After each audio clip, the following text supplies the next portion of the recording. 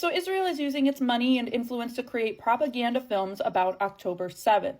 Propaganda films that paint Palestinians as violent aggressors and portray Israelis as pure victims. But it conveniently leaves out the Israeli military's role in killing its own civilians via the Hannibal Directive. Yes, this film further propagates debunked lies against Palestinians, including the 40 beheaded babies, the mass rapes, but it conveniently ignores Israel's own role in the slaughter of its own people. Multiple IDF whistleblowers have come out to say that not only was Israel involved in the deaths of some of its civilians, but it actively knew about Al-Aqsa flood before it even happened and did nothing to prevent it.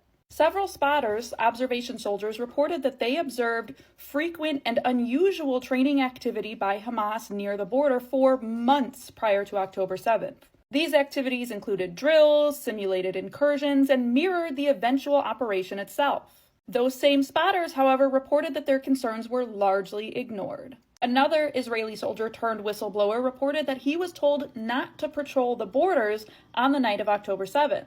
It's also alleged that their comms and monitoring equipment were down due to technical malfunctions on the night of. Testimonies have also touched on the use of the Hannibal Directive, an Israeli protocol to literally kill their own soldiers to prevent their capture. Israeli military probes themselves even acknowledge friendly fire, though the extent of it they are trying to keep as hidden as possible. Now, Israeli media will largely try to deny its use. However, it was reported in February of 2025 that Israeli Defense Minister Yoav Gallant himself acknowledged that it was used on October 7th against their own people. Even early reports of the death toll on October 7th were recounted multiple times as Israeli soldiers claimed they could not tell the difference between the bodies of Hamas soldiers and Israeli soldiers because they were killed by the same weapons. Weapons that Palestinians do not even have, by the way. These bodies were burnt to a crisp using weapons Palestinians do not even have access to. Israel may have killed hundreds of its own citizens itself. They sacrificed their own people in order to manufacture the justification needed to invade Gaza.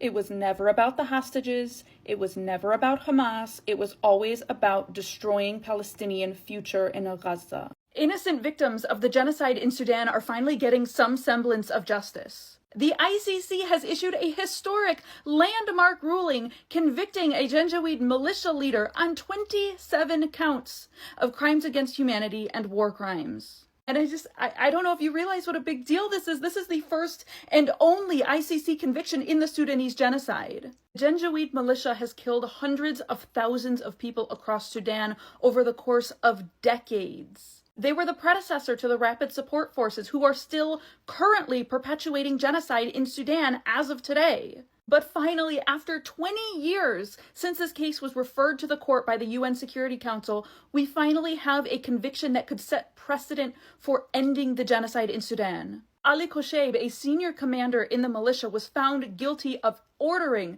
systematic attacks on non-Arab populations, including murder and rape.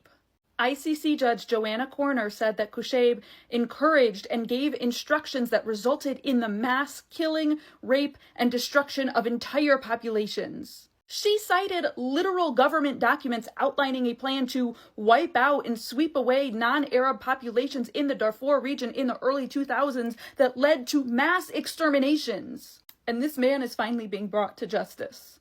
The Sudanese people have been enduring strife for decades, and they finally have their first conviction. Sudan hasn't seen any sort of justice ever by any acts perpetrated by the Sudanese government or any government-aligned person, so this is enormous. It sets such a massive precedent, not just for Sudan, but for the entire rest of the world where genocide is being committed. This case literally tells genociders everywhere, we don't care how long it takes, we will hold you accountable.